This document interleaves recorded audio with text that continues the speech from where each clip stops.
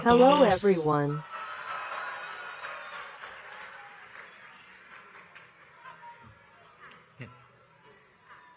It is an enormous pleasure to talk today to all. I want to thank Domor and, of course, the President of the Council of Ministers of the Italian Republic, Giorgia Meloni, for such an honorable invitation. As I said, Argentines and Italians are united by a common lineage and deep blood ties dating from several generations.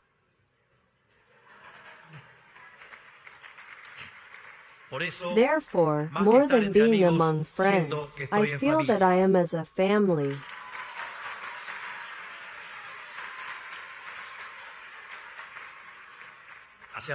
Just a few days ago, our government turned a year against all the forecasts of the analysts and the professional politicians, who believed that we were going to last only a couple of months and that we were not trained to govern. Today that same people are surprised at our achievements.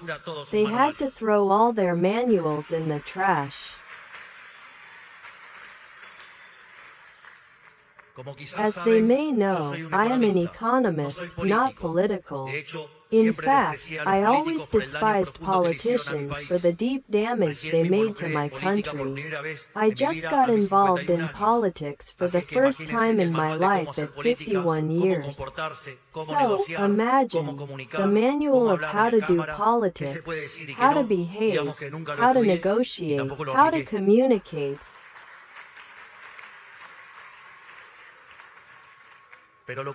How to talk in front of the camera, what can be said and what did not study it, and I didn't apply it either.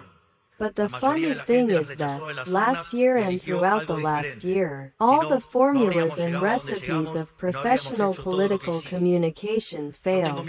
Most people rejected them at the polls and chose something different. If not, we would not have reached where we arrived and we would not have done everything we did.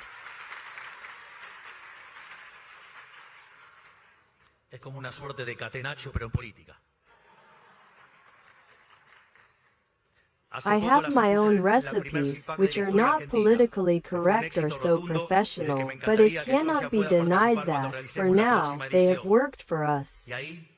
At least they work.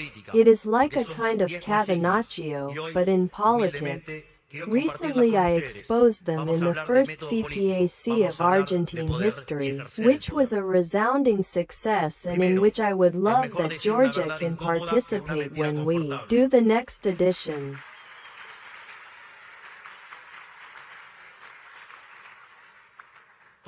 There I called my political action decalogue because there are 10 slogans, and today I humbly want to share them with you.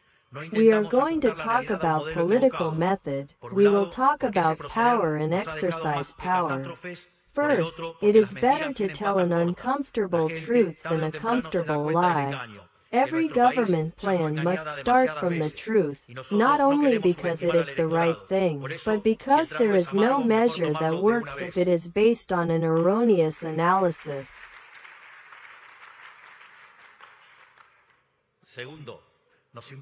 We do not try to adjust reality to a wrong model, on the one hand, because that procedure has left us more than catastrophes. On the other, because the lies have short legs. People, sooner or later, realize the deception, and in our country it was already deceived too many times.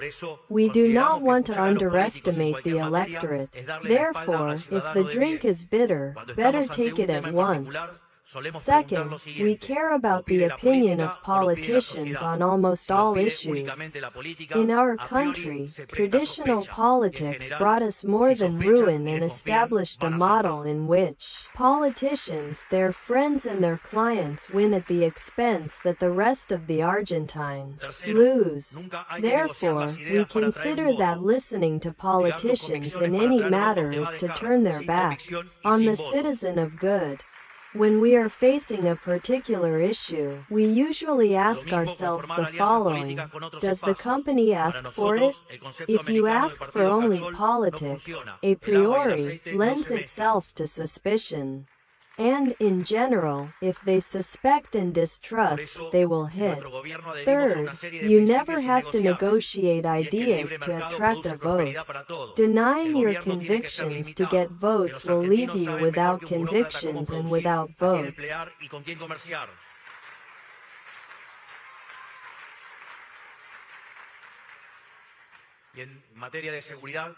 The same happens when forming political alliances with other spaces. For us, the American catch-their concept does not work. Water and oil are not mixed. Therefore, in our government we adhere to a series of unnegotiable principles: that the free market produces prosperity for all, that the government has to be limited, that Argentines know better than a bureaucrat how to produce, who to use and with whom to trade.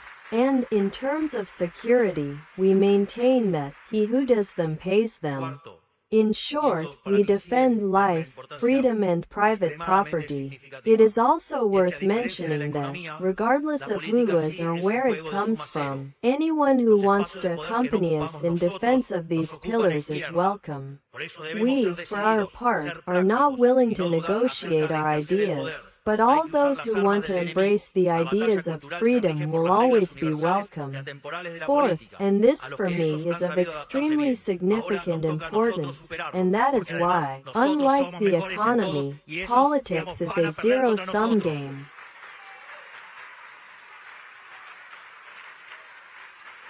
The power spaces that we do not occupy are occupied by the left. Therefore, we must be determined, practical and not doubt about exercising power.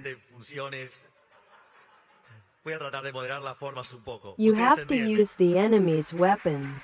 The cultural battle is governed by the universal and timeless rules of politics, to which they have managed to adapt well. Now it is up to us to overcome them, because, in addition, we are better in everything, and they will lose against us. There is a more rough version of that, but I will try, since I am acting president, moderate the forms a bit. You understand, but we are superior productively. Long live freedom! Hell. Fifth, the only way to combat the evil organized is with the organized good. For believing that the liberals are not PAC, many have fallen into the trap of not organizing. In Argentina, that error cost us very expensive, a whole century of humiliation. Therefore, in our government we are relentless. The one that comes with your own agendas and does not comply with the party line is expelled. I will take a phrase here: Rome does not pay traitors. And, as I said in the CPAC, we have to be like a hoplites phalanx or a Roman legion, which is always imposed on larger armies, precisely because no one breaks the formation. I want you to know that I do not do it as a populist act. It was similar to what I said at the CPAC. My admiration for Rome does not come from now on, but comes from many years. So, I want you to know that I do it for devotion, not for populism. Sixth, when the adversary is strong, the only way to defeat him is with a force majeure. The left is the cult of power for power itself. He prefers to reign in hell than to serve in heaven. And, if they have to transform the sky into hell to stay in power, they will do it. They have no pruritos or scruples. Therefore, we must be relentless and answer them with an even greater force.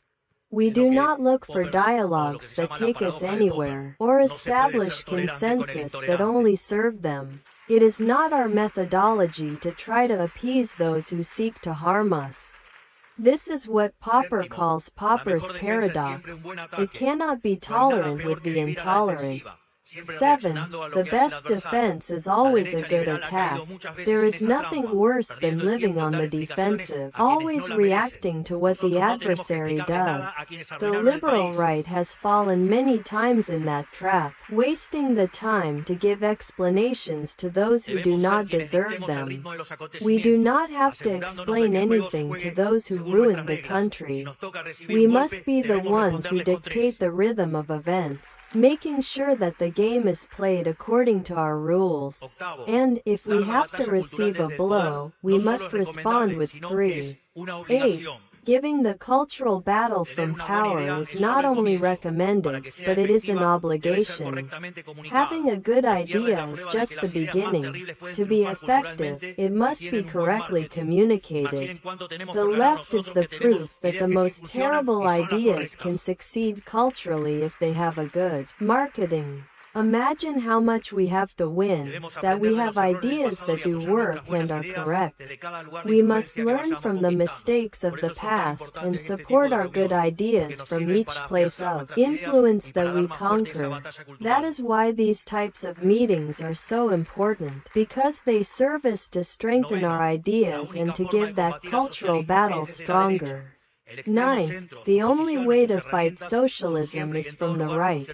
The extreme center, its position and its tools are always, and everywhere, functional to the criminal left. We are not interested in continuing with the famous policy consensus, which are pacts to continue squeezing taxpayers.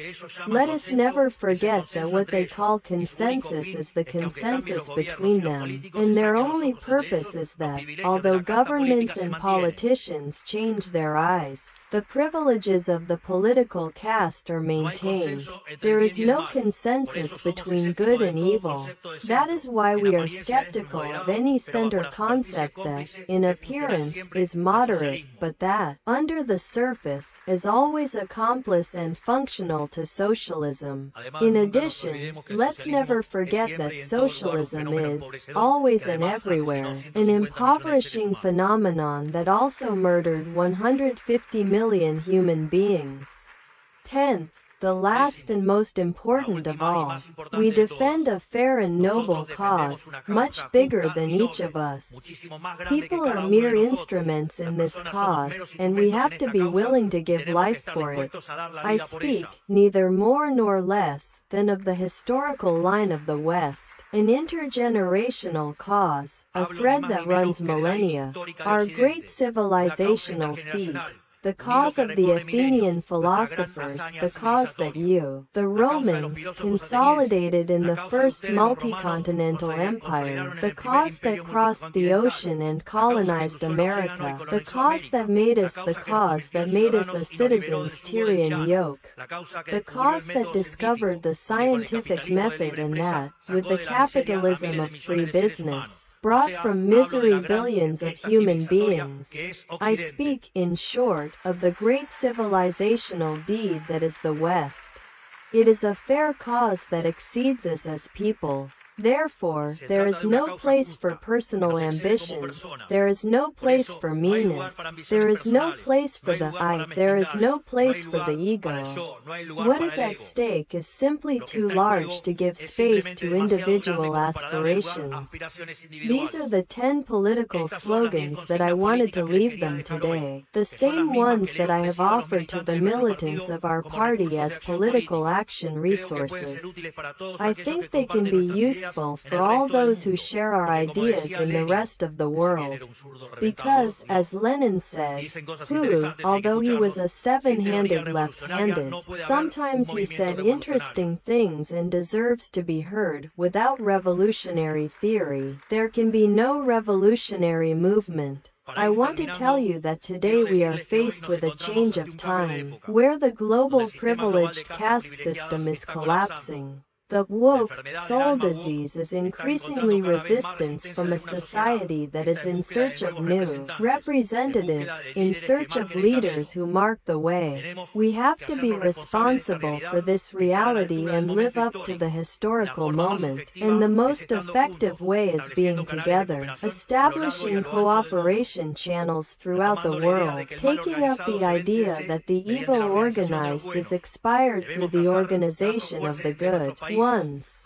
We must draw strong ties between our countries. Given the abuses of socialism, we must answer all together and with conviction. In the CPAC of Buenos Aires, I called an incipient right wing. They say that politics is the art of the possible. We, from the Argentine Republic, are demonstrating every day that, in reality, politics is the art of making possible what mediocres say it is impossible.